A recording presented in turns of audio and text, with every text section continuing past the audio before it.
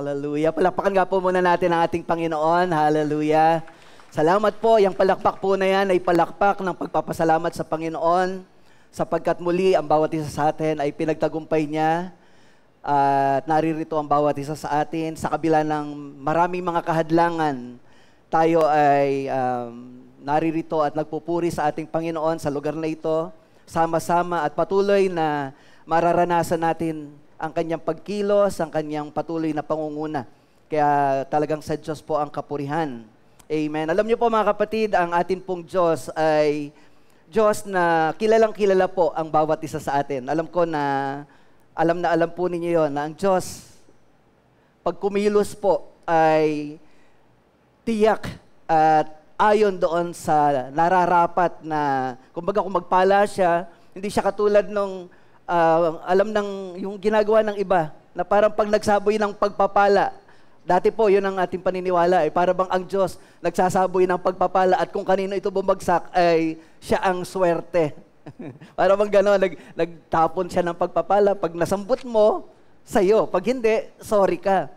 Pero hindi po gano'n ang ating Diyos. Ang Diyos, ang sabi ng banal na kasulatan, kahit na ang bilang ng ating mga buhok ay alam niya lahat.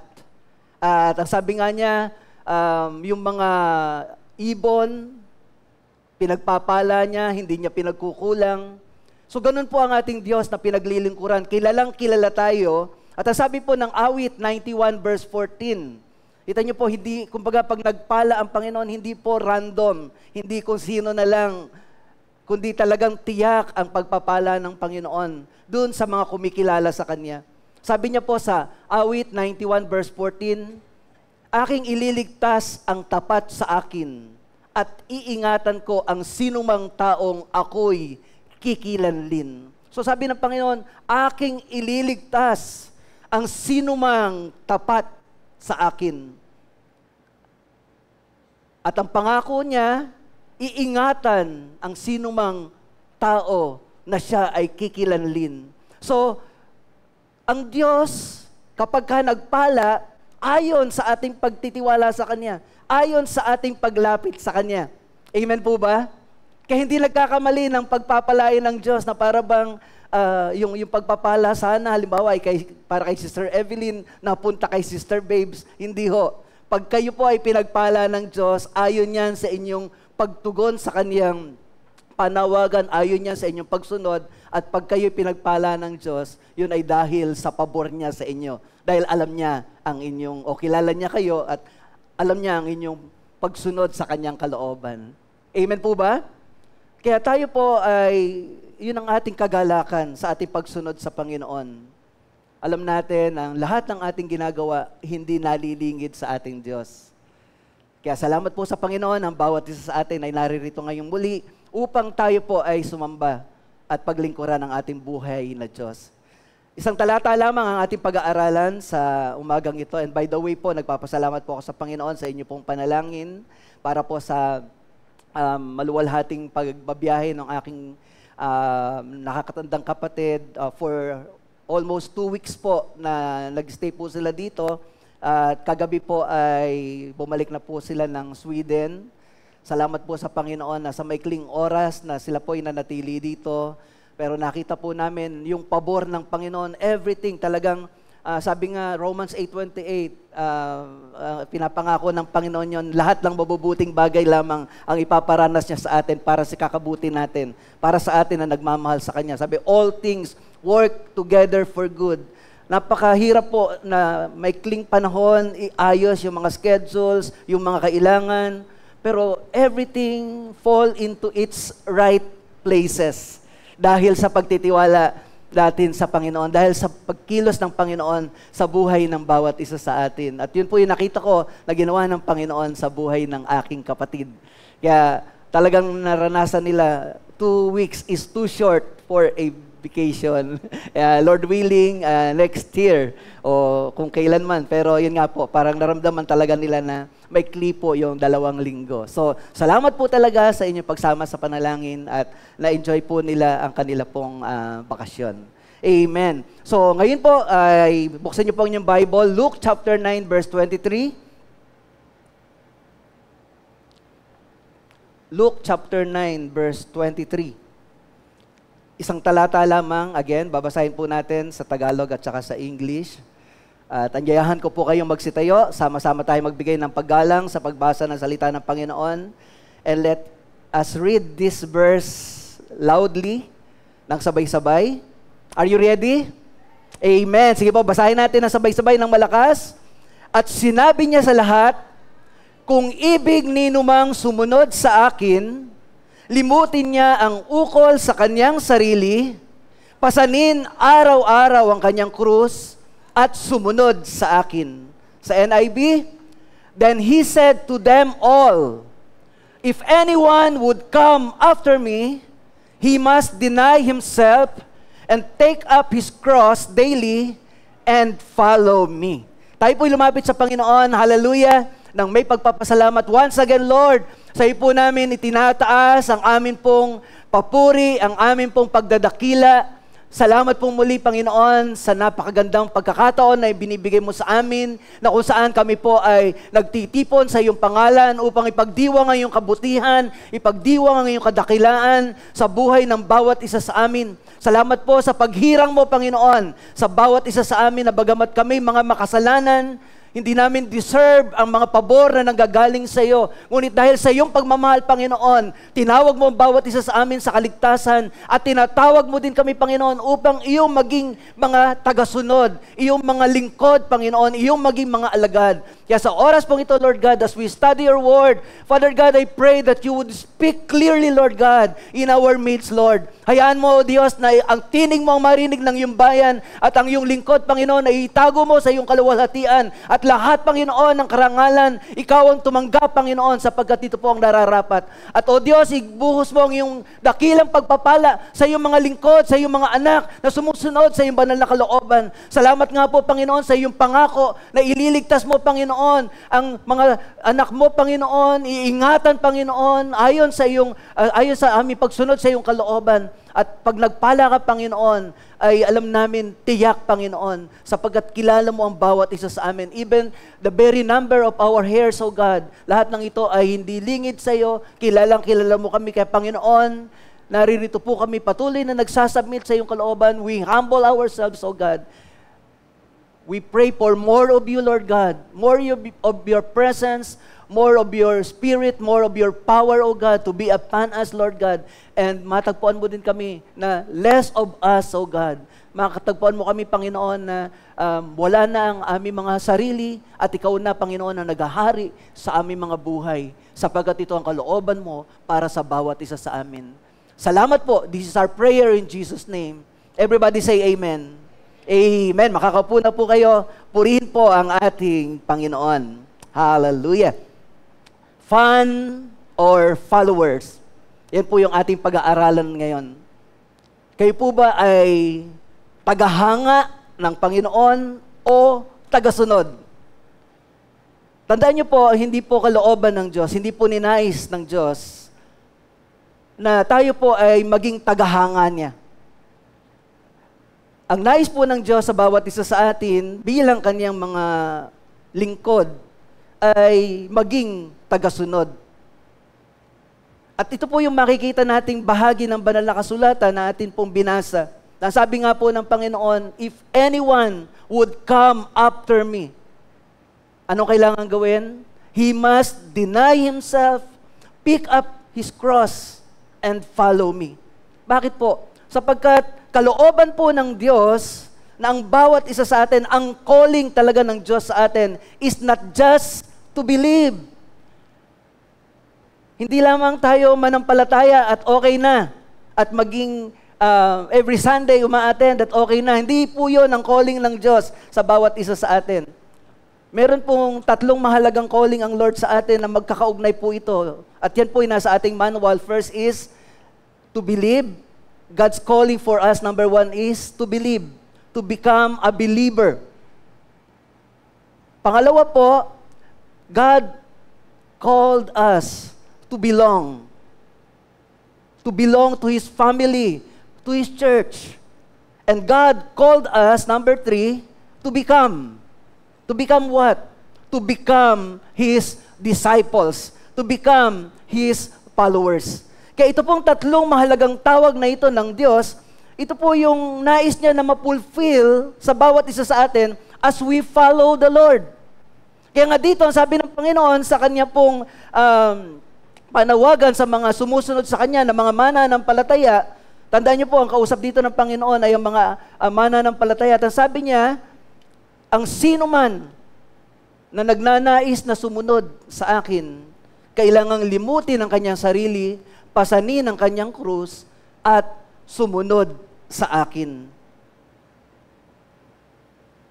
Kaya it is always the plan of God for all of us, not just to become a believer, but to become a follower of the Lord. Actually, ito pong outline na ito ay narinig ko sa isang preacher at akin pong ginamit yung kanyang outline sapagkat nakita ko po na ito ang katotohanan. Itong outline ng pag-differentiate niya, pagpapakita niya ng pagkakaiba sa isang tagasunod at saka sa isang tagahanga. Ano ba ang difference ng being a fan from being a follower? Tingnan po natin. Now, fans are comfortable, followers are committed. So ito po yung pinakita na difference. Ang sabi dito ng ating Panginoon, if anyone would come after me, he must deny himself. So, a disciple, not just a believer, is someone who is committed to follow the Lord. Samantalang yung fan o yung tagahanga,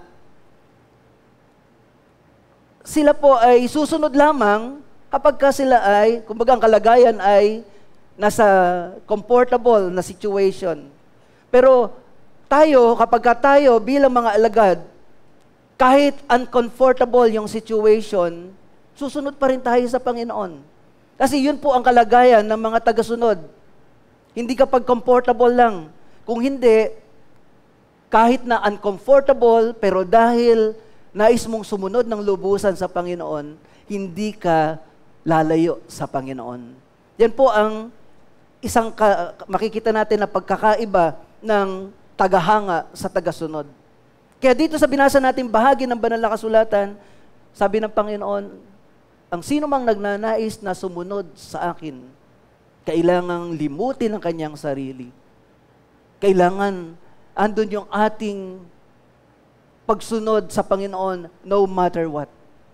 Ano pa po ang pagkakaiba ng follower sa fans?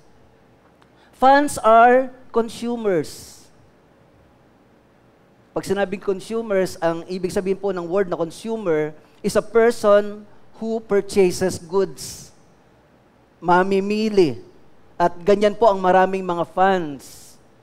Someone who purchases goods na ini-endorse ng kanilang mga idol. Kaya nga makikita natin minsan, may mga tagahanga na mula sa kinakain, sa mga sinusuot, sa lahat. Basta kung ano yung ginagamit ng ini-endorse ng kanyang idol, lahat yun ay meron siya. Kinukonsume niya yun, pinupurchase niya. Bakit? Kasi nga, fans are consumers, while followers are contributors. Pag sinabi namang contributors, tayo bilang mga tagasunod ng Panginoon, ikaw ay tagasunod ng Panginoon, at pagka ikaw ay bahagi ng solution, hindi ka basta consumer lamang. Kumbaga ikaw ay bahagi, nagko-contribute ka. Ikaw ay tumutulong, ikaw ay nakikiisa. Yan po ang kalagayan ng mga followers. Fans sit in the stands, while followers are participators. Makikita natin yan na yung mga fans, nag-cheer sila para sa kanilang idols. Ang mga fans ay makikita natin na nandun, pumapalakpak. Samantalang kapag ikaw ay tagasunod, kapag ikaw ay follower, hindi ka lang nag-cheer kung hindi kasali ka. Involved ka, kalahok ka. Kumbaga, ang kalagayan mo bilang tagasunod ng ating Panginoon, hindi ka lang nandun sa stand na nag-cheer para sa ibang mga alagad, nag-cheer para sa ibang mga mananampalataya, kundi ikaw mismo ay kasama ka na tagasunod ng Panginoon. Why? Because followers are participators. Nakikiisa, nakikilahok, involved. Kaya nga po, sa atin pong gawain ng pagsunod sa Panginoon, napakahalaga na ang bawat isa ay kabahagi. Pagpapakita yon na tayo ay tagasunod ng ating Panginoon. Hindi lang spectators. Kasi ang mga fans, mga spectators yan, tagapanood. Pero kapag ka ikaw ay tagasunod ng ating Panginoon, you will involve yourselves sa anumang bahagi ng gawain na alam mo na kailangan mo para sa iyong paglago, sa iyong buhay pananampalataya, involved ka maging sa ano pa mang mga gawain. Sinusuportahan mo ang gawain ng Diyos sa kanyang iglesia. Kaya mga kapatid, yung atin pong gawain ng buhay ugnayan, hindi lamang po yun gawain para sa mga leaders. Mga kapatid, hindi lamang ito gawain para sa iilan. Ito po ay gawain para sa lahat ng tagasunod sa Panginoon. Amen po ba? Ito po ay gawain. Hindi po itinakda ang gawain na ito para sa iilan lang. Ito pong gawain na ito ay tinakda ng Diyos para sa kanyang mga anak na nagnanais pang lalong lumalim sa kanyang relasyon sa Diyos. Lalong lumalim sa kanyang relasyon sa kanyang mga kapatid. Bakit? Because followers are involved, participators, not spectators. Amen po ba? Inaasahan po ng Panginoon, hinahanap kayo ng Panginoon sa bawat mga gawain na itinatakda ng iglesia. Sapagkat yun po ay para sa mga tagasunod ng ating Panginoon. Andyan po ba kayo? Amen. Mga kapatid, napakahalaga po na kayo po ay maging bahagi ng mga bagay na ito sapagkat ito po ay tinakda ng Diyos para po sa inyong kalaguan.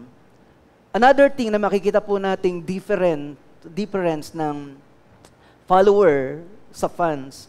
Followers are full-time, follows the Lord all the way, samantalang yung mga fans naman, ang kanilang pagsunod ay part-time lang. Ang ibig sabihin po nito, ang mga fans, mapapansin nyo, yung kanilang pagsunod sa kanilang idol, hanggang uso yung kanyang idol, susunod siya sa kanyang idol. Pero pag nalaos niya yung kanyang idol, hahanap na siya ng bagong idol, yung ibang sikat naman na idol. Pero pag ikaw ay tagasunod ng Panginoon, kahit mas marami pang magagaling na nag-aangkin na sila'y magagaling kaysa sa Panginoon, pero dahil alam mong tagasunod ka ng Panginoon at kilala mo ang Panginoon, siya ang tumawag sa iyo, siya ang humirang sa iyo, siya ang nagbago ng buhay mo, sa Panginoon ka lang susunod. Uso o hindi uso ang Panginoon, susunod ka sa Panginoon. Bakit po? Kasi po, ang mga followers, pag sumunod yan, all the way. Hindi pagka sikat lang yung sinusundan. Kaya kita nyo, sa atin pong panahon, ang sinusundan ng marami mga tao, kung sino yung mga sikat. Kaya pag nawala na yung kasikatan, nawawala na din yung mga sumusunod sa Kanya. Pero yung mga tapat sa Panginoon, yung talagang mga tagasunod ng Panginoon, kung napansin nyo ang mga alagad, ang dami po mga sumusunod sa Panginoon. Pero later on, nakita natin yung mga tapat na follower ng Panginoon. Nasaan sila? Nandun sila, nananatili sila sa Panginoon. Kahit iwanan sila ng marami, andito yung mga tapat ng Panginoon, nananatili sila. Ganyan po ang kalagayan ng mga followers, mga kapatid. Talagang tagasunod ng ating Panginoon. Kung ikaw ay follower ng ating Panginoon, tagasunod ng Panginoon, you will follow Him all the way. Sabi nga ng Panginoon sa John chapter 9, sabi niya, ang nag-aararo na laging lumilingon ay hindi karapat-dapat na maging alagad niya. So ang nais ng Panginoon, talagang pag ikaw ay tagasunod niya, talagang diretso lang, sunod ka lang sa Kanya. Siya lang ang tingnan mo. Ano pa po ang kalagayan ng mga fans against the followers? Fans follow the crowd while followers follow Jesus. Anong kalagayan kapag ikaw ay sumusunod sa crowd o sa nakakarami? To follow the crowd is to do what is popular. Siyempre, kung ano yung, sabi nga, kung ano yung ginagawa ng nakararami, nagsusunuran. Yun kasi ang uso. Pero kung ikaw ay tagasunod ng ating Panginoon, hindi mo susundin yung ginagawa ng crowd. Ang susundin mo, mismo ang ating Panginoon. Yung mga sumusunod po sa crowd, yung mga mahilig po sa mga uso, tandaan niyo po, ang uso, they come and they go. Andiyan ang uso ngayon, later on, wala na yung uso, iba na naman. Pero kung tagasunod ka ng Panginoon, hindi ka basta-basta magpapadala sa mga uso, lalong-lalo na yung mga uso na alam mong hindi magandang larawan para sa isang tagasunod ng Panginoon. Tandaan niyo po, maganda yung paalaala sa atin ng Panginoon kanina sa salita ng Diyos through Sister Babes. Sa Romans chapter 12, inuutusan tayo ng banal na kasulatan, tinuturuan tayo ng Diyos. Sabi, huwag na kayong umayon sa takbo ng sanglibutang ito. Why? Because followers of the Lord, as followers of the Lord, we are to be distinct from this world. Nandito tayo sa mundong ito, bahagi tayo ng mundong ito, pero hindi tayo pangmundong ito. Meron tayong ibang uri ng pamumuhay bilang mga tagasunod ng Panginoon. That's why we have to renew our mind ayon doon sa turo ng ating Panginoon. Kaya, kung meron mang mga uso na naglilipana, pagka merong mga nag-viral na sayaw, pag may nag-viral na mga kung anuman, kung alam natin na hindi ito magandang larawan, hindi ito magbibigay ng kaluwalhatian ng Panginoon sa atin kapag ginagawa natin, palipasin nyo na yung uso na yan. Huwag na kayong makisabay. Kung yan man ay nag-viral, hayaan nyo na lang sila na lang ang mag-viral. O nag-trend man yan, sila na lang ang mag-trend. Suriin ninyo ang inyong pagsunod sa Panginoon. Ang aking bang ginagawa ay nagbibigay ng kaluwalhatian sa Panginoon o hindi? Bakit? Sapagkat ang tagasunod ng Panginoon, ang Panginoon ang sinusunod. Hindi yung crowd, hindi yung ginagawa ng crowd. Ano ang paalaala sa atin ng banal na kasulatan?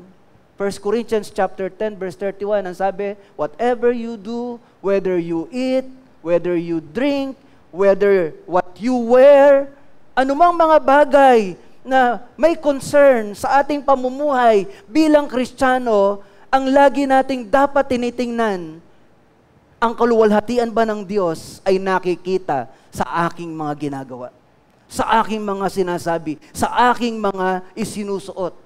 So, yun ang laging dapat na maging basehan sa atin bilang tagasunod ng Panginoon. Di baling mawala na tayo sa uso ng mundo. Huwag lang tayong mawala sa kalooban ng Diyos. Sapagkat hindi importante ang mga bagay ng mundong ito kung ito naman ang magpapababa ng ating moralidad. Marami po sa mga uso sa ating panahon ay naglalayo sa kalooban natin, sa kalooban ng Diyos sa atin. Nakikita na po natin, sa tattoo na lamang po, talagang naglaganap na. At maraming mga Christian churches din, nakakapag-minister sila kahit na may mga tattoo sila. At parang ina-encourage pa din sa iba. Now, hindi porke parang okay, ay okay lang din sa atin. Tandaan natin mga kapatid, hindi lahat ng uso ay dapat nating gayahin. Laging ang tanungin natin sa ating sarili, ang aking bang ginagawa bilang tagasunod ng Panginoon, nagbibigay ba ito ng kaluwalhatian sa aking Panginoon?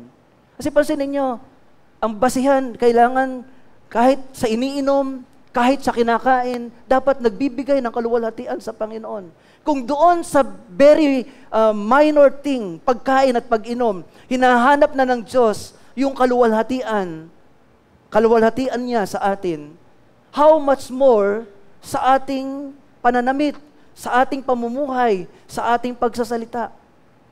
Kaya bilang tagasunod ng Panginoon, ang kanyang aral ang ating tayuan, hindi ang mga uso na umiiral sa ating panahon. Why? Because followers follow the Lord, not the crowd. Ano pa po ang difference ng fan sa follower? Fans only listen to the word. Followers are both listener and practicer of the word. Tagaganap, tagapakinig, at tagaganap ng salita ng Panginoon. Kaya bilang mga tagasunod ng Panginoon, tandaan niyo po, ang salita ng Diyos ay hindi lamang dapat kapag Sunday ninyo naririnig. Being a follower of the Lord, kailangan ang salita ng Panginoon ay bahagi ng ating buhay araw-araw.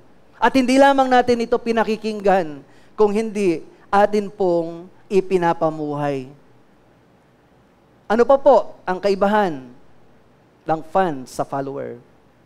Fans live by their feelings, while followers live by faith. Yan po yung malaking kaibahan natin sa mga tagahanga ng ating Panginoon. Alam naman natin na it is impossible to please God without faith.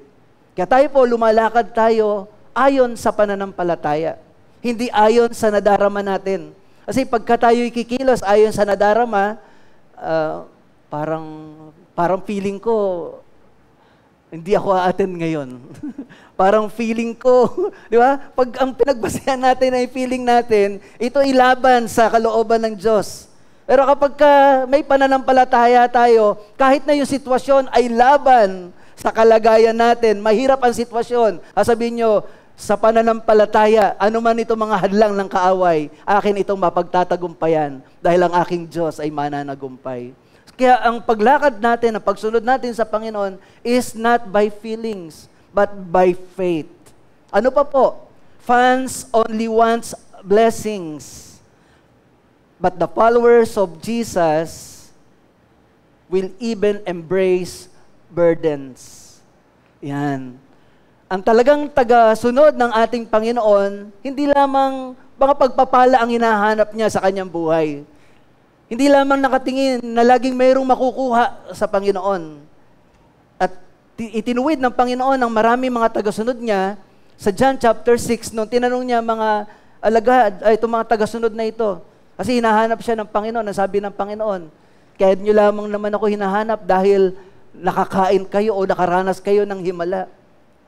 So ibig sabihin, alam ng Panginoon yung motive natin ng pagsunod sa Kanya. Pero ang maganda mga kapatid sa Panginoon, kapag ikaw ay talagang tagasunod ng Panginoon, alam mo na hindi yung blessing ang hinahanap mo. Kasi yung blessing, kasukasunod mo kapag sinunod mo ang Panginoon. Matthew 6:33, di ba? Seek first His kingdom and His righteousness, and all these things, lahat ng ito idadagdag, hindi mo na kailangang hanapin. Pag tagasunod ka ng Panginoon, mauunawaan mo na sa pagsunod sa Panginoon, kasama yung mga tiisin. Hindi lamang puro pagpapala, kundi darating yung point na talagang even yung mga burdens, yung mga paghihirap, yung mga tiisin, ay may experience mo na kasama din yan sa pagsunod sa kalooban ng Panginoon. Ano pa po? Fans only want to wear a crown. Followers carry the cross. Ano po ibig sabihin nitong crown? Yung crown ay i-compare sa cross, alam natin na malaki ang difference. Yung cross ay kahirapan, mga hardships, samantalang yung crown ay kaginhawahan. Kaya kapag ang isang tagasunod ng Panginoon ay dumadaan sa mga mabibigat na pagsubok at hindi sumusuko, yun ay tagasunod ng Panginoon. Pero kapag ikaw ay sumusunod sa Panginoon, pero ang idea mo, parang pagdating na doon sa mga kahirapan ay parang ayaw mo nang sumunod sa Panginoon, well, katulad ka ng fans. Kasi nga, ang mga fans, yun lang ang gusto nila, yung mga kaginhawahan. Pero tandaan po natin, followers carry the cross, not only crowns.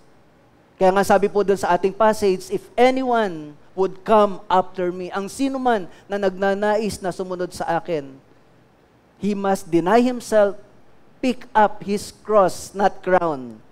Ibig sabihin, be ready. Ihanda natin ating mga sarili sa anumang mga tiisin, sa anumang mga pagsubok bilang tagasunod ng Panginoon. Because there will be many. Marami po. Totoo, nga ng Panginoon sa John chapter 16, verse 33, pinauna niya na, sa mundong ito, maraming mga persecutions, maraming mga tiisin, maraming mga struggles. Pero sabi niya, I have overcome the world. Lahat ng mga sumusunod, hindi niya ginamitan ng matatamis na salita na sabi niya, kapag sumunod kayo sa akin, ay ito magiging buhay ninyo, sasagana kayo. Hindi. Sabi ng Panginoon, John chapter 16, verse 33, maraming mga kapighatian sa mundong ito. Hindi niya tayo tinatakot na sumunod sa Kanya. Hindi, sinasabi niya yung realidad. Sinasabi niya na ito ang dadaanin mo kapag ikaw ay sumunod sa akin. Bakit? Kasi maliwanag sa ating Panginoon na kapag sumunod tayo sa Kanya, there will be crosses that we will be bearing. Hindi lamang crown. Pero maganda, as you follow the Lord, yes, may cross, pero nakatingin tayo doon sa crown na naghihintay sa bawat isa sa atin. After the cross, alam natin na mayroong pangako ang Panginoon. Sabi nga niya, sabi ni Apostle Paul sa Corinto, sa Timoteo, sabi niya, nagpupursige siya, nagpupumilit siya, nagsisikap siya, sapagkat mayroong naghihintay sa kanya na putong sa pagtatagumpay niya sa takbuhin na inibigay sa kanya ng Panginoon. Amen? So merong cross, yes, but it's okay to bear the cross sapagkat mayroon itong kapalit na gantimpala as we commit ourselves before God. And also, makikita din po natin na ang mga followers, hindi lamang cross ang kayang dalhin. Kaya din ng mga followers na i-deny ang kanilang sarili sa pagsunod sa Panginoon. Kaya nga dito, nakita natin na hinahanap ng Panginoon, ito yung nais ng Panginoon sa kanyang mga sumasampalataya sa Kanya, na bawat isa sa atin, we be followers of Jesus, not just a fan.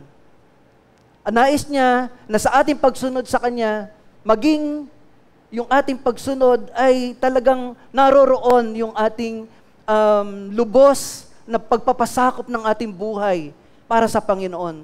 Kaya nga sabi niya, if anyone would come after me, he must deny himself. Ano ibig sabihin po ng deny himself? Denying of self means denying yung rights mo, denying yung mga maaring privileges na sa tingin mo ay para sa iyo. At kung titingnan po natin, bakit sinabi dito ng Panginoon, bakit inuna ng Panginoon, bakit kailangang i-deny muna ang self bago pasanin ang krus? Kasi sabi niya, if anyone would come after me, hindi niya agad sinabi na pick up his cross and follow me. Sinabi pa ng Panginoon, he must deny himself. Bakit kailangan yung self-denial before picking up the cross and follow the Lord? Well, ang nakita ko po dito, mga kapatid, kaya ito ang iniutos ng Panginoon that we deny first ourselves before following the Lord. Kasi po, kapag inuna natin yung pagpasa ng ating krus, yung pagpasan po kasi ng krus o yung mga kahirapan na pwede nating tiisin, without denying ourselves first, ang magiging kalagayan po nito ay magiging prideful tayo sa Panginoon. Yung para bang pwede tayong magmataas. Kasi ang pwede natin ipagmalaki sa Panginoon, yung mga ginagawa natin para sa Panginoon. Kung natatandaan nyo yung Pariseo na nanalangin, na ginamit ng Panginoon na talinghaga, ang sabi, tumayo ito at nagsabi sa Panginoon, sabi, Panginoon, lagi po akong nag-aayuno. Panginoon, lagi po akong nagbibigay ng aking ikapo. So, Itong taong ito na tumatayo sa harapan ng Panginoon, ang kanyang ipinagmamalaki yung kanyang ginagawa, yung kanyang krus na pinapasan agad without denying himself. So ganun ang mangyayari sa atin kapag tayo, ang inuna natin ay ang tiningnan natin yung mga ginagawa natin para sa Panginoon, hindi na natin makikita yung ginawa ng Diyos para sa atin. Ang pwede nating maipagmalaki ay yung mga ginagawa natin, hindi yung ginawa ng Diyos sa atin. Tandaan naman natin, before we can follow the Lord, kailangan natin munang mamatay sa ating sarili. And to deny ourselves is to fully surrender our lives before God. Kaya nga para lubusan tayo mga sunod, ano sabi? Kailangan kilalanin natin na tayo'y makasalanan, patay sa kasalanan, at magkaroon tayo ng bagong buhay sa Panginoon. Kaya yun po ang kalagayan. We have to deny ourselves first. Hindi yung ano yung magagawa natin. Meron po kasi mga ibang niliteral po ang utos ng Panginoon sa Matthew chapter 5 verse 3. Di ba sabi ng Matthew chapter 5 doon sa Beatitudes, mapalad ang mga aba na wala nang inaasahan kundi ang Diyos, sapagkat para sa kanila ang kaharian ng Diyos. So yung iba po, lalo na nung panahon po ng mga yung mga monk, kung naririnig niyo yung mga monk, itong mga monk na ito, yung iba po sa kanila talagang mga mayayaman. Dahil nga dito sa aral na ito ng Panginoon na mapalad ang mga aba, mapalad ang mga mahihirap. Niliteral nila yon. So, para talagang masabi nila na sila'y mahirap, talagang ibebenta nila lahat ng kanilang mga ari-arian, mamumuhay sa bundok, tapos magsasaka sila, at para sabihin talaga na sila'y mahirap para ang Diyos ay talagang makasama nila, kahit po pwede silang gumamit ng araro, dahil ang Diyos ay sumasama sa mga aba, hindi ho sila mag-aararo, magbubungkal po sila ng lupa gamit ang kanilang kamay. Bakit? Mapalad ang mga aba sapagkat makakasama nila ang Diyos. So, dahil doon sa ganong kaisipan nila, ano yung binubuhat nila? Yung kanilang sariling cross na nagbibigay sa kanila ng pagmamataas. Ito ang ginagawa ko para sa iyo, Panginoon. At hindi po yun ang kalooban ng Diyos. Ang kalooban po ng Diyos is, makita natin, if we deny ourselves, ibig sabihin, ano ba meron ang mga sarili natin na lagi nating iginigiit?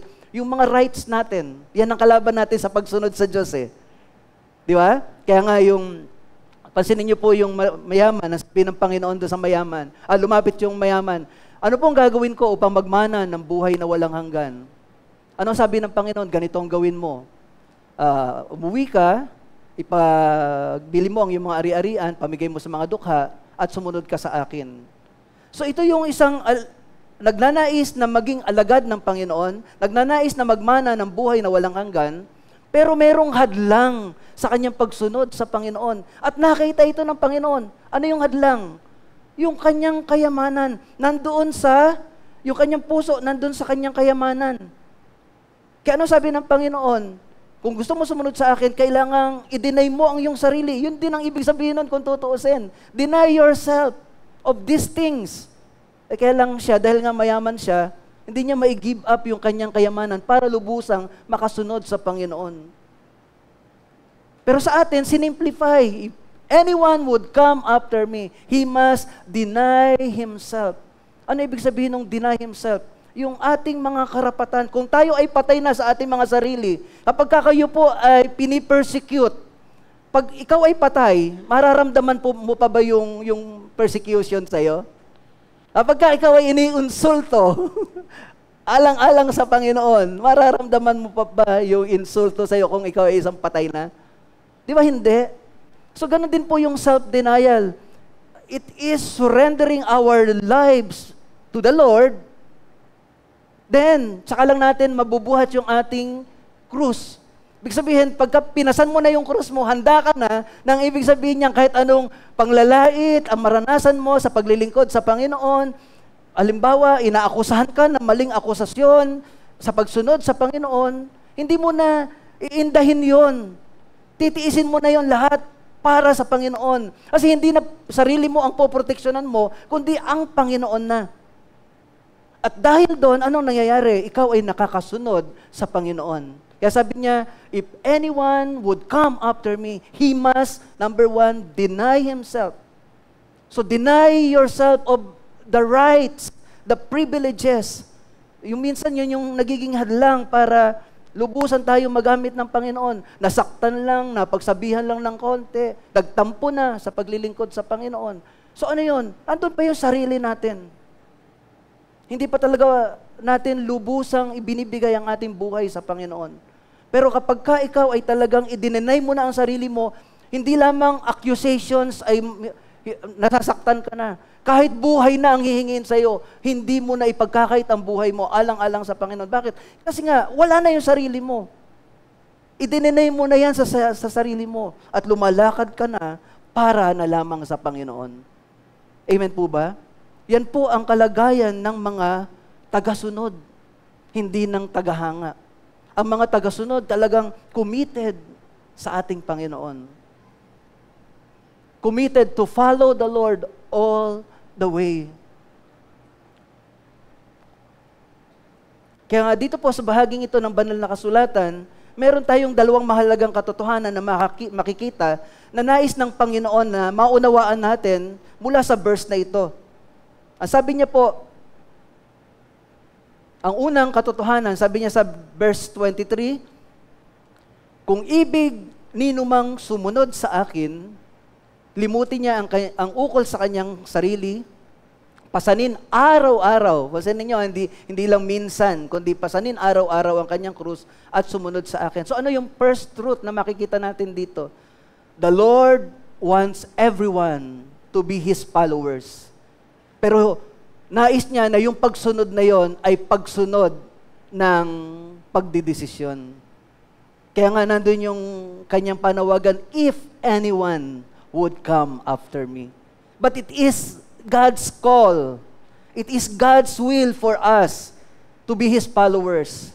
But it is up to us to follow the Lord, whatever the cost. Amen po ba?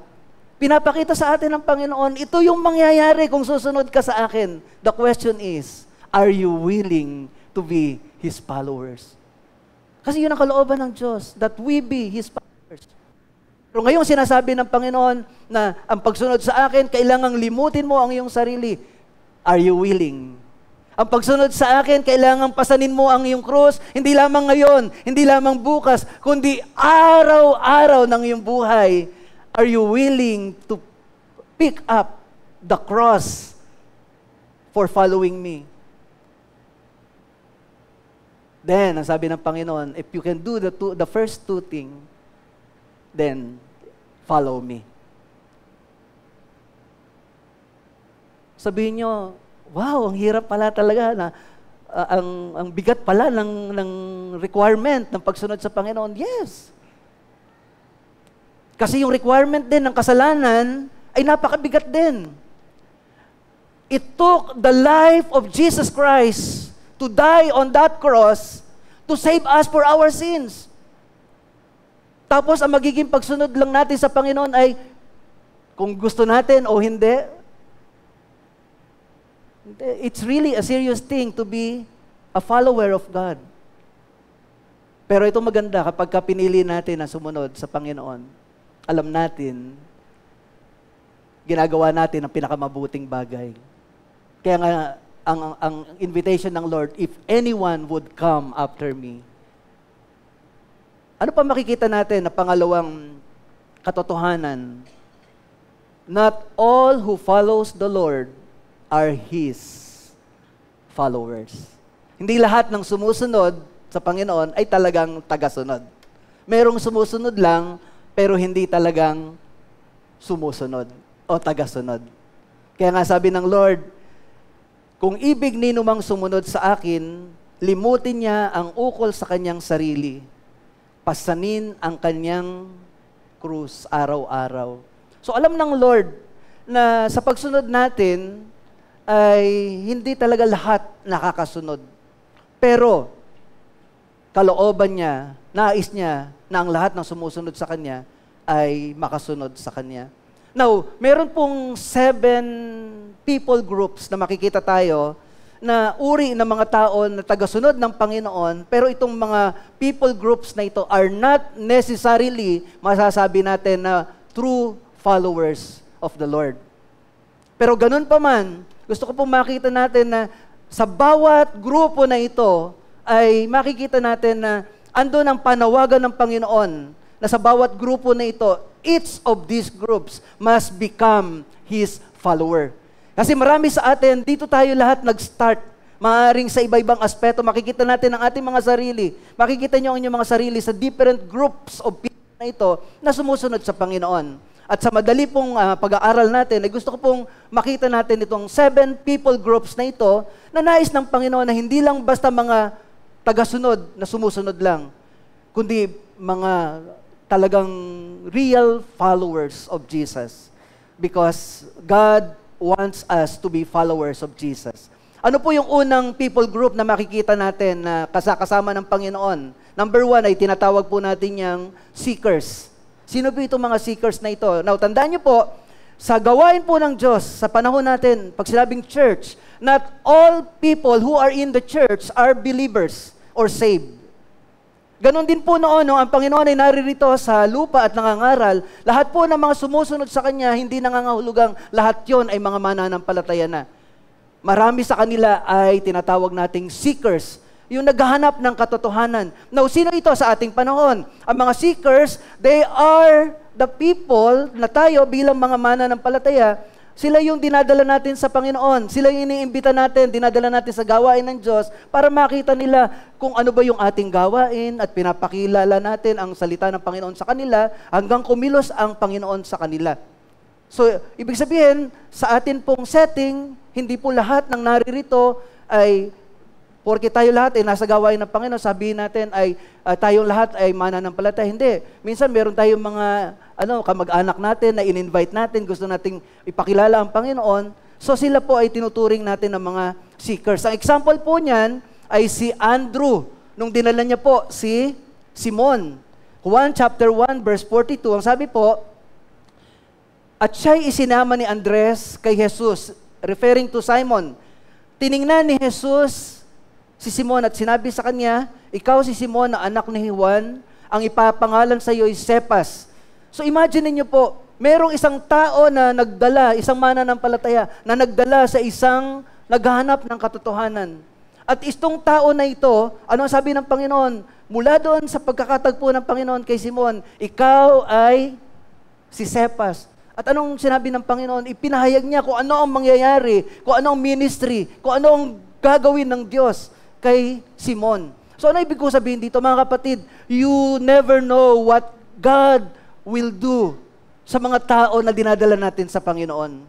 Hindi natin alam kung ano ang mangyayari doon sa mga kaluluwa na isinasama natin o nakakasama natin yung mga seekers. Hindi natin alam kung ano ang gagawin ng Diyos sa buhay nila.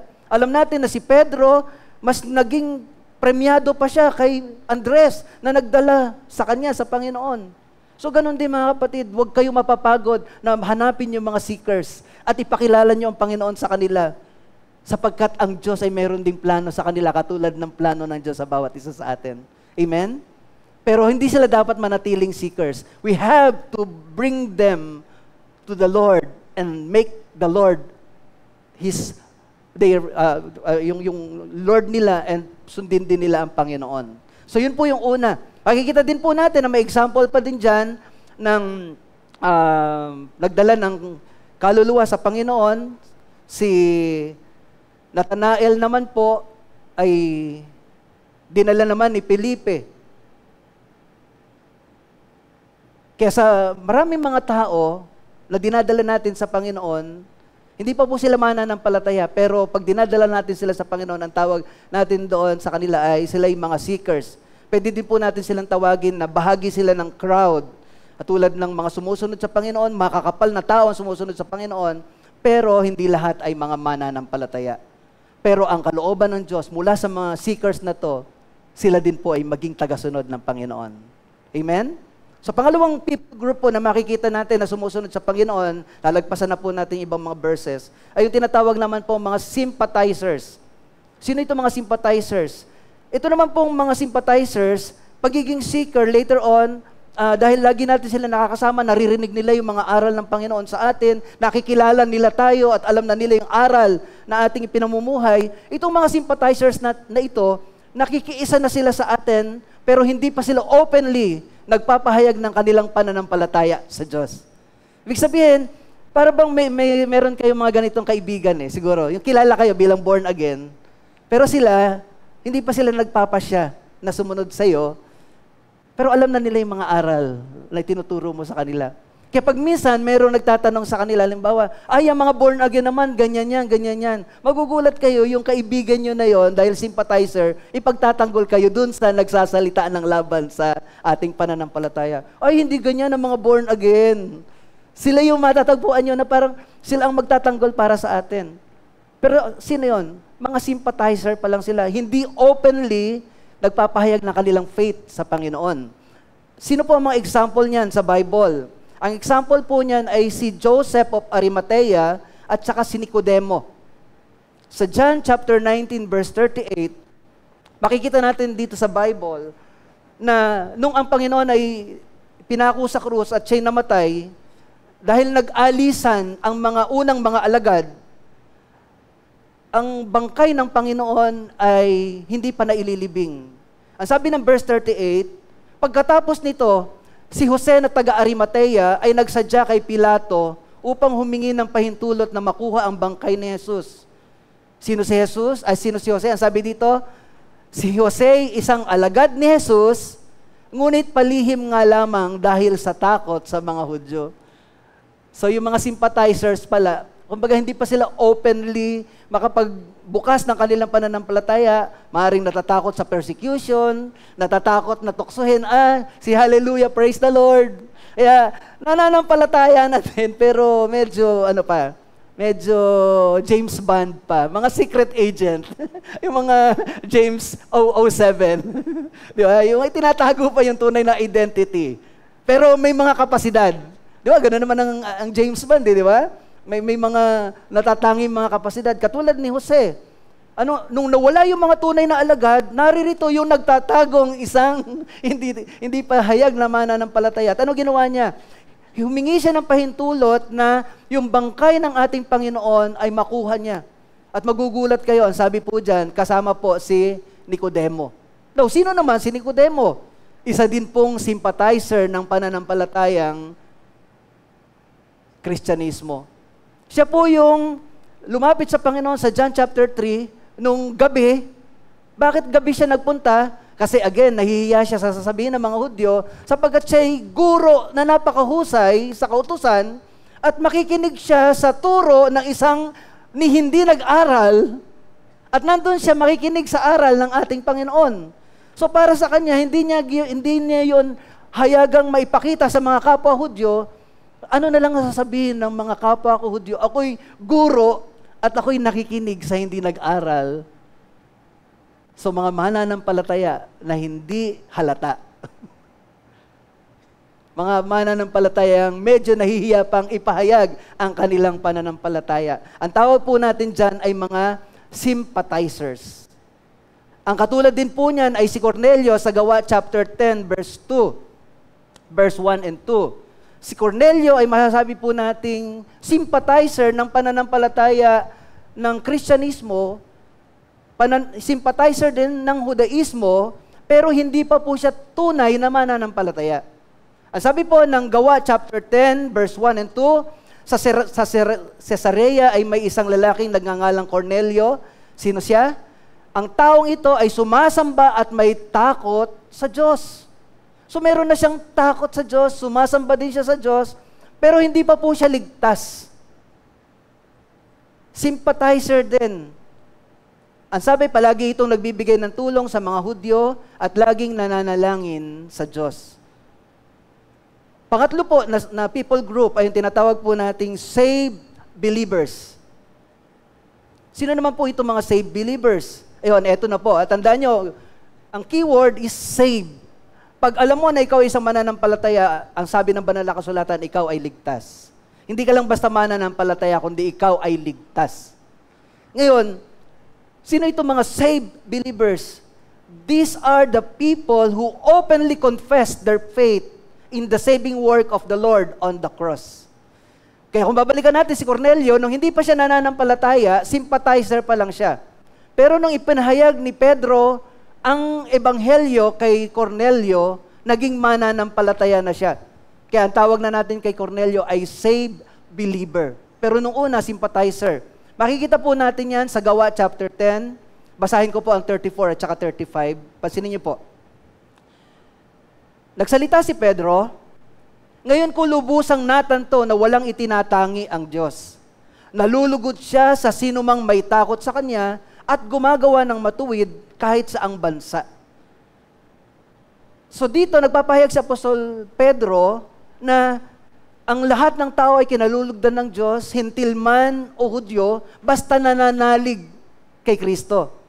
Verse 43 ng Gawa chapter 10, ito po ang sabi ni Pedro.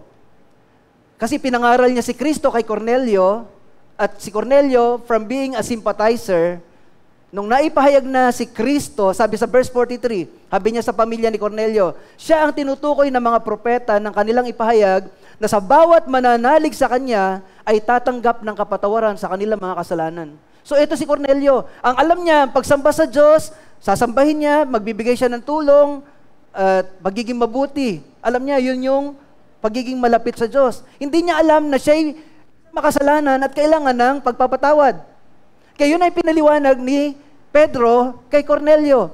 At nung maunawaan ito ni Cornelio, naunawaan niya na hindi lang pala sapat na ikaw ay may takot sa Diyos, hindi lang pala sapat na ikaw ay gumagawa ng mabuti. Kailangan mo palang manampalataya kay Kristo na tagapagligtas at naglilinis ng iyong kasalanan. Kaya sabi po ng verse 44, nagsasalita pa lang si Pedro nang bumaba ang Espiritu Santo sa mga nakikinig ng salita. Ibig sabihin, dahil nanalig na po ang mga naroroon, sila'y pinuspos ng Espiritu ng Diyos. So ano nang naging kalagayan kay Cornelio? Si Cornelio ngayon, hindi lang siya sympathizer, saved believer. At alam natin, John chapter 1 verse 12, ang sino mang nanalig at nagsitanggap, binigyan ng karapatan upang tawaging mga anak ng Diyos.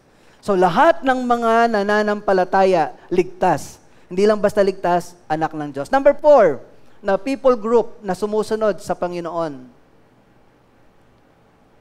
And by the way, yung saved believers, sila po ay mga bata pa sa pananampalataya. Hindi pa po sila talaga lubos na followers. Babes in Christ, ang tawag po natin sa kanila. Number 4, matatagpuan po natin yung tinatawag na supportive members. Yan. Pansinin niyo uli yung descriptive word ng member. Sila ay supportive. Members who are supportive, who are reliable, and dependable in the ministry. Pag ikaw ay miyembro na sa pamilya ng Diyos, anong nangyayari? Alam mo na ang iyong mga pananagutan. Alam mo na ang iyong mga responsibilidad. Kaya ka naging kabahagi. So yan po yung kalagayan. As you grow as a member of a church, you will see that you are not just an ordinary member, but a supportive, reliable member of God's church. Sino itong mga supportive members? Sila ay yung nagpahayag ng kanilang pananampalataya. Sila yung alam nila ang kanilang kinabibilangang pamilya. Kaya nga, we are called to believe and we are called to belong. Yung to belong is to be part of God's family.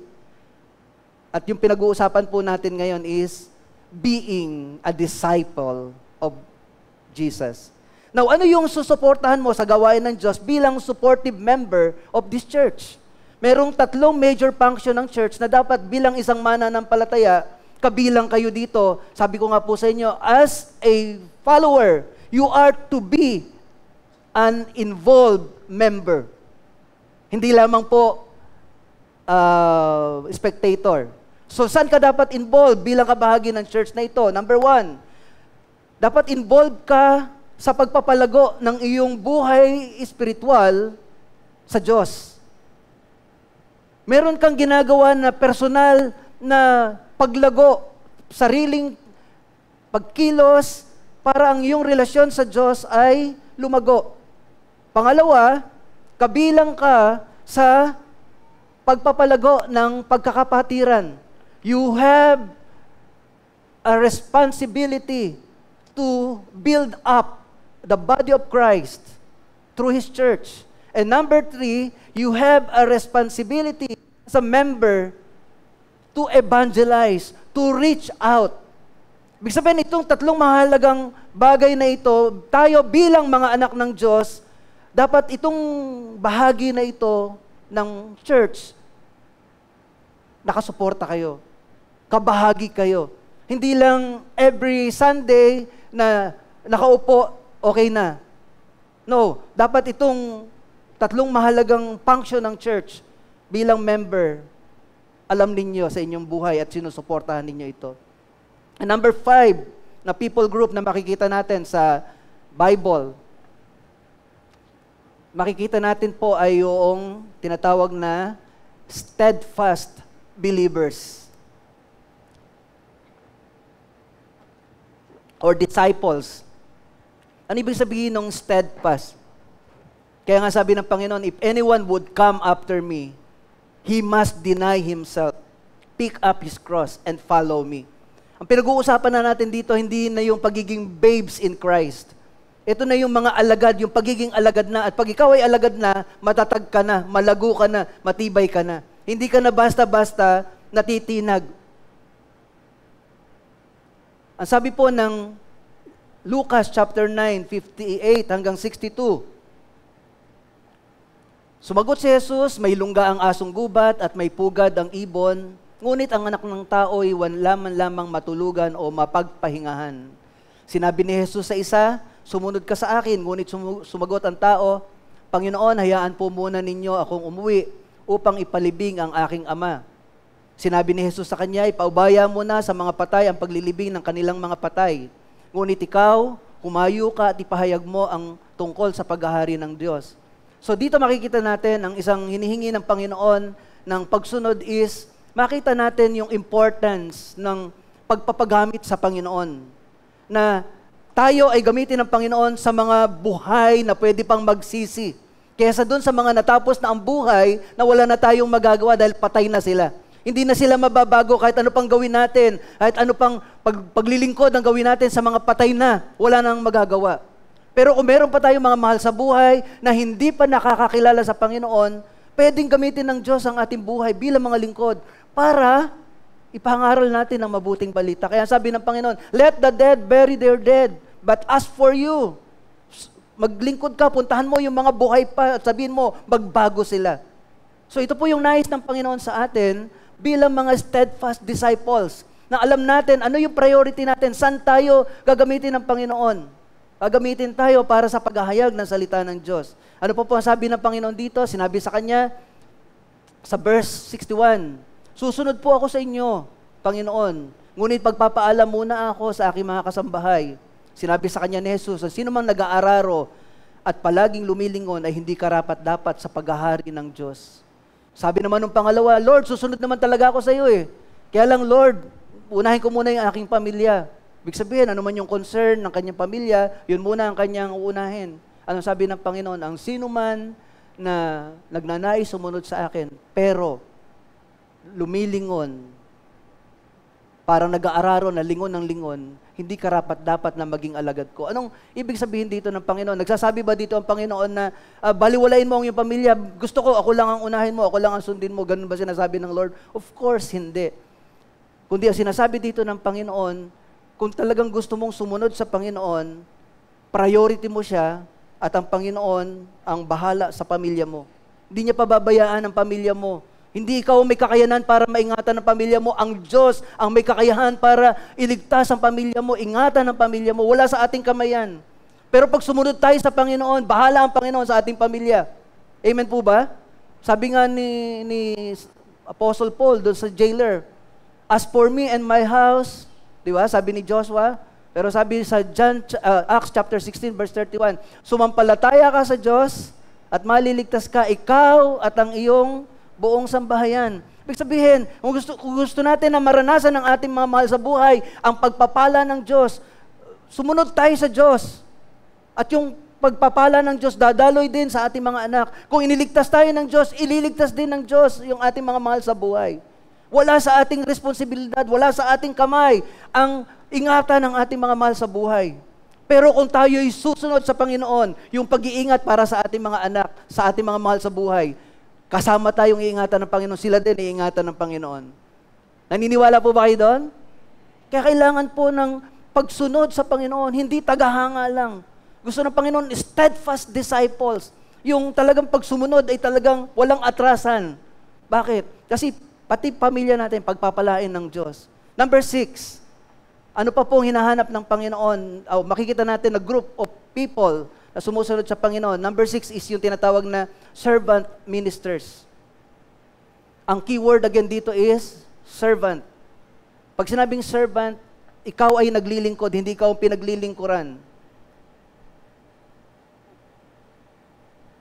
Ang Panginoon naparito para maglingkod, hindi paglingkuran. Kaya siya ang modelo ng ating pananampalataya. Si Apostle Paul, sinabi din po niya ang kanyang uri ng paglilingkod. Kaya siya naglilingkod, hindi para sa kanyang sarili. Kundi dahil sa kanyang paglilingkod, binabago siya ng Diyos para yung kanyang paglilingkod ay talagang maging karapat-dapat sa Diyos. Kaya sabi niya, 2 Corinthians chapter 4, verse 1 and 2, therefore, since through God's mercy, we have this ministry, we do not lose heart. Dahil sa kanyang paglilingkod, nagiging lalo siyang matatag. Nakikita niya na hindi nasasayang yung kanyang paglilingkod. Nakikita niya na hindi nawawalan ng kabuluhan. Sabi nga sa Malakias chapter 3, makikita natin ang kaibahan ng naglilingkod sa hindi naglilingkod. Dito sinasabi sa atin ni Apostle Paul, sabi niya, rather sa verse 2, we have renounced secret and shameful ways.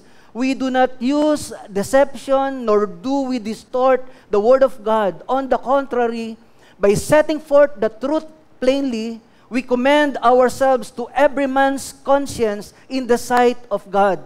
Na dahil sa kanilang paglilingkod, na alam nila itong paglilingkod na ito ay ginagawa nila para sa Diyos, yung paglilingkod na yon ang ginagamit nila na makita ang kaluwalhatian sa kanilang buhay. Na hindi sa pamamagitan ng paglilingkod nila ay parang na ginagamit nila sa pagkamal ng kayamanan, sa pandaraya ng kapwa. Hindi.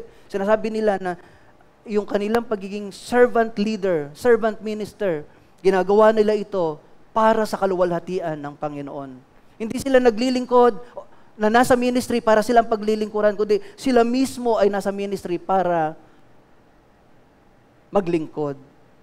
So yun din po yung makikita natin habang tumataas yung ating pagsunod sa Panginoon, habang tinatawag tayo ng Panginoon from seekers, from being a sympathizer, from being a saved believer, from being so on and so forth, hanggang unti-unti nadidevelop yung uri ng pagsunod natin sa Panginoon hanggang tayo ay maging lubos na tagasunod.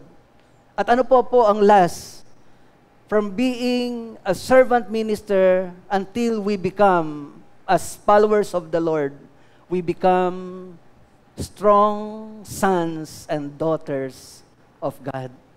Kaya gusto ng Panginoon na maging tagasunod tayo para habang tayo sumusunod sa Kanya, malakas ang ating Diyos na pinaglilingkuran at tayo din naman mag-reflect yung kalakasan ng Diyos na yon, yung kapangyarihan ng Diyos, because kung ano ang ating Ama, ganun din tayo. So we should reflect the strength and power of God as we follow the Lord. That's why, pag tinawag tayo mga anak ng Diyos, dapat ang makitang description sa atin is, we are strong sons and daughters of God. Hindi mga iyaking Kristiyano. Hindi yung mga iyaking Kristiyano na pag may problema, hagulhol lang ng hagulhol, na parang batang hindi alam kung anong gagawin.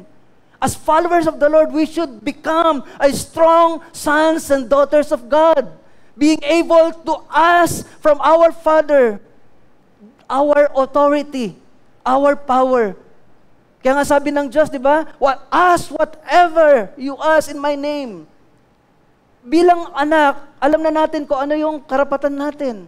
Pero ang isang sanggol, hindi niya alam yung kanyang karapatan. Naghihintay siya lagi ng tulong. Pero ang isang strong sons and daughters, alam niya yung kanyang karapatan, alam niya yung kanyang authority. Kaya siya ay matatag, siya ay malakas, siya ay malag. Amen po ba? At habang sumusunod tayo sa Panginoon, that's how we will become in following the Lord.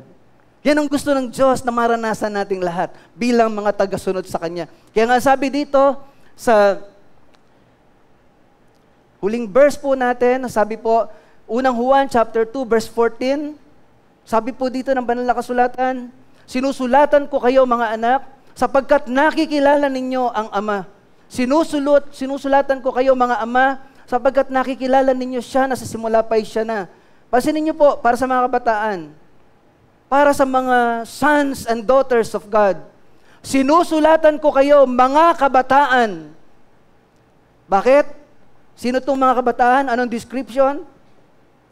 Sapagkat malalakas kayo, nananatili sa inyo ang salita ng Diyos. If you are a son and daughter of God, strong sons and daughters of God, ang nagpapalakas sa inyo is the Word of God. You know how to stand from the Word of God as His sons, as His children. Ang sabi niya, sinusulatan ko kayo mga kabataan, sapagkat malalakas kayo, nananatili sa inyo ang salita ng Diyos, at ito pang matindi. Hindi lamang tayo matatag, malakas dahil sa salita ng Diyos. Tinalo ninyo siya ang masama. Strong sons and daughters of God, ano kalagayan natin? We are victors over the enemy. Tayo pong lahat bilang mga anak ng Diyos, alam natin, talo na ang kaaway. Talo na ang kaaway. Ano ibig sabihin ng talo na ang kaaway? Meron pa rin siyang ginagawa dito, pero destined na siya, tapos na siya. Ang ginagawa na lang ng kaaway ngayon is mag-inflict ng bahagyang harm, pero hindi na niya tayo totally madi-defeat. Siya ay defeated po na. So kung alam natin itong katotohanan ito, may magagawa pa ba ang kaaway sa bawat isa sa atin? Wala na siyang magagawa. So kung wala na magagawa ang kaaway sa atin, ano pa ang pwedeng pumigil sa atin? Pero ang tanong, alam ba ng lahat ng mananampalataya ang katotohanan ito? Eh minsan, pag nalamang andyan yung kaaway, naku, takot na, wala na magawa. Kasi, kaaway eh. Hindi. Sabi ng banal na kasulatan, tinalo na ninyo. Ulitin ko po, tinalo na ninyo ang masama. Amen? Past tense, tinalo na. Hindi dahil sa atin, kundi dahil sa tinapos ng Panginoon na gawa doon sa krus. At dahil doon, tinalo na natin ang gawa ng kaaway. Wala nang magagawa ang kaaway sa mga tagasunod ng Panginoon. Palakpakan po natin ang Lord. Amen. Yun po ang dahilan mga kapatid. That's why the Lord wants followers, not fans. Kaya ang tanong, are you a fan of Jesus? Or are you a follower of Jesus? Follower. We are followers. Disciples. Hindi lang believers, kundi disciples. Strong disciples. Steadfast disciples. Strong sons and daughters of God. Amen? Hallelujah. Palakpakan po natin muli ang ating Panginoon. Amen. The Lord wants disciples. The Lord wants followers, not fans. Amen. Tayo po'y dadako sa ating pag-alaala sa banal na hapunan.